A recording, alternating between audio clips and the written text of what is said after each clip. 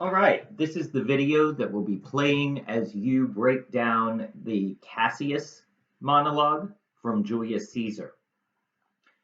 You should open the Cassius monologue in Google Docs in a separate browser tab.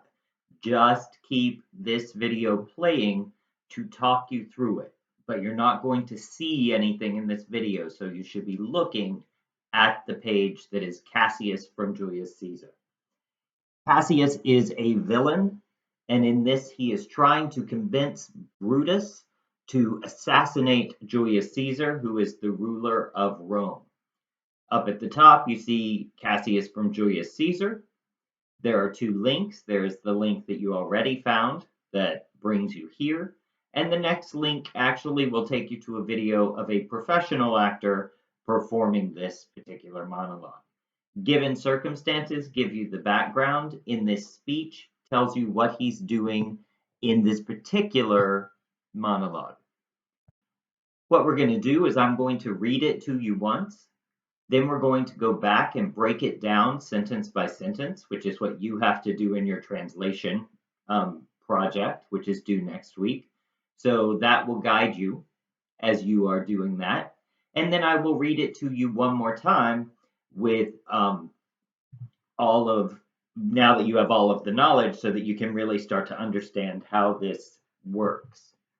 Remember, in your translation exercise, you only have to translate the number of lines that your class is assigned to perform, but you can choose those lines from anywhere in here. So we're going to talk about the whole thing. All right, here is the monologue. Why, man, he doth bestride the narrow world like a colossus, and we petty men walk under his huge legs and peep out to find ourselves dishonorable graves. Men at some times are masters of their fate. The fault, dear Brutus, is not in our stars, but in ourselves that we are underlings. Brutus and Caesar. What should be in that Caesar? Why should that name be sounded more than yours?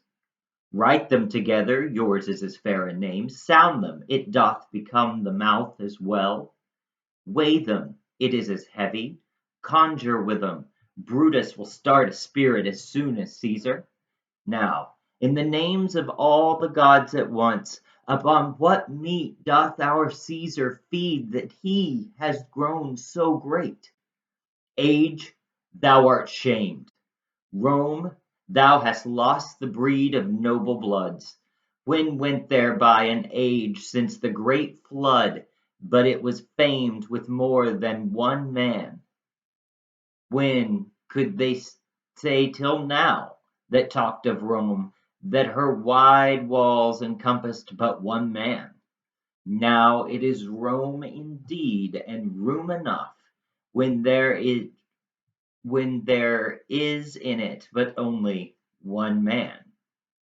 Oh, you and I have heard our fathers say there was a Brutus once that would have brooked the eternal devil to keep his state in Rome as easily as a king. All right, so starting from the top, I am going to read to the first period, question mark, or exclamation point, because that's how you need to be translating it, is with full sentences. So, why, man, he doth bestride the narrow world like a colossus, and we petty men walk under his huge legs and peep out to find ourselves dishonorable graves. So what a colossus is they are these huge stone statues that used to exist in Rome. So he's saying that Caesar is walking around like this 100-foot tall statue, and just everyone else is running around trying not to be stepped on. And when they do peek out and look at him, he steps on them and they die in dishonorable graves. So it's a metaphor saying he's like this huge statue destroying the people of Rome. Men at some times are the masters of their fate. The fault, dear Brutus, is not in our stars, but in ourselves that we are underlings. What he's saying here is they really had a belief in Rome that the gods were looking down and creating their fates, and whatever happened was either thanks to the gods or as punishment from the gods. But what that did is it took away any personal responsibility for what was happening in their lives. Whatever they did, it was like, well, this is what the gods want. But what Cassius is arguing is that you do have free will. And he's saying men at sometimes are the masters of their fates, not the gods. And the fault, the problem is not in the stars, is not in astrology, is not in, oh, you're a Pisces, but it's in you. That if you're letting yourself be walked all over, it's because you're letting that happen. Then he goes into this big argument about Brutus being as important as Caesar. Brutus and Caesar. What should be in that Caesar? Why? So that's one sentence. So it's saying you've got the name Brutus, you've got the name Caesar. Why is Caesar so much more important than Brutus? Because he's about to argue. Why should that name be sounded more than yours? So he's saying there, everyone talks about Caesar and no one talks about Brutus, but when you look at the two of them as men, they are actually equals. They're both respectable, they're both honorable. So he's saying you have every right to be in Caesar's place. So he's still talking about the names. Write them together, yours is as fair a name. Sound them, it doth become the mouth as well. Weigh them, it is heavy. Conjure with them, Brutus will start a spirit as soon as Caesar. That's all pretty self-explanatory. He's like, write both names on a piece of paper. One isn't better than the other. Say both names out loud. One doesn't like sound like a great name and one sound like a poor name. And they weigh them, it is as heavy, meaning you're both as important. Conjure with them, you'll start a spirit as soon as Caesar. That's kind of metaphorical, but what he's saying is if you threaten somebody with Caesar, they're going to be terrified. And if you threaten somebody with Brutus, they will also be terrified. It will start their spirit. So he's saying Caesar is not more important than you. So why are we giving him so much power? Now, in the names of all the gods at once, upon what meat doth this our Caesar feed that he is grown so great? I love this line because I love that they say in the name of all the gods at once instead of just saying in the name of God because they believe in tons of them. But he's saying, for God's sake, what is it that Caesar's doing that he gets all the power and we get none? Age, thou art shamed, meaning this is a horrible time to be living in Rome. Rome, thou hast lost the breed of noble bloods. He's saying, like, in the past it was better, the senators would have stood up to Caesar, and now they just let him do whatever they want, which sounds a little familiar, kind of like how Donald Trump is running the Senate through Mitch McConnell, and no one will stand up to him.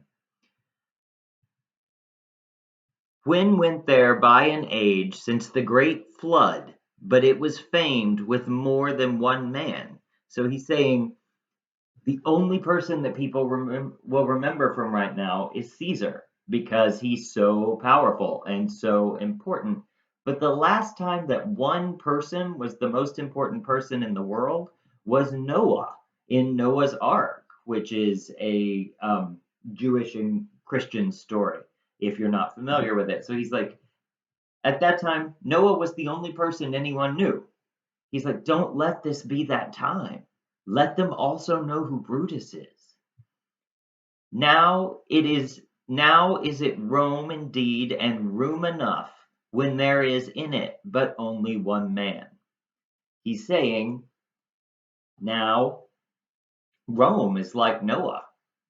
There's plenty of room for other people to take power, but no one is. It's just one man. Oh, you and I have heard our fathers say there was a Brutus once that would have brooked the eternal devil to keep his state in Rome as easily as a king. So this is Marcus Brutus that he's talking to, but one of Brutus's ancestors was a ruler of Rome, and he was very admired. So he's saying, our fathers taught us about the first Brutus, and when he saw things going bad in Rome, he actually would have fought the devil to keep Rome safe. And he's pretty much saying to this Brutus, Marcus Brutus, you need to be willing to fight the devil and do whatever it takes to keep Rome from Caesar, who has become too powerful. All right, so I'm going to read that to you one more time, but now you understand what they're saying, so it should make more sense when I read it this time. Why, man, he doth bestride the narrow world like a colossus, and we petty men walk under his huge legs and peep out to find ourselves dishonorable graves. Men, at some times, are the masters of their fates. The fault, dear Brutus, is not in our stars, but in ourselves that we are underlings. Brutus and Caesar. What should be in that Caesar? Why should that name be sounded more than yours? Write them together, yours is as fair a name. Sound them, it doth become the mouth as well. Weigh them, it is as heavy. Conjure with them, Brutus will start a spirit as soon as Caesar. Now, in the names of all the gods at once, upon what meat doth this our Caesar feed, that he is grown so great? Age, thou art shamed. Rome, thou hast lost a breed of noble bloods. When went there by an age since the great flood, but it was famed with more than one man? When could they say till now, talked of Rome, that her wide walls encompassed but one man? Now it is Rome indeed, and room enough when there is but one man in it. Oh, you and I have heard our fathers say there was a Brutus once that would have brooked the eternal devil to keep his state in Rome easily as a king.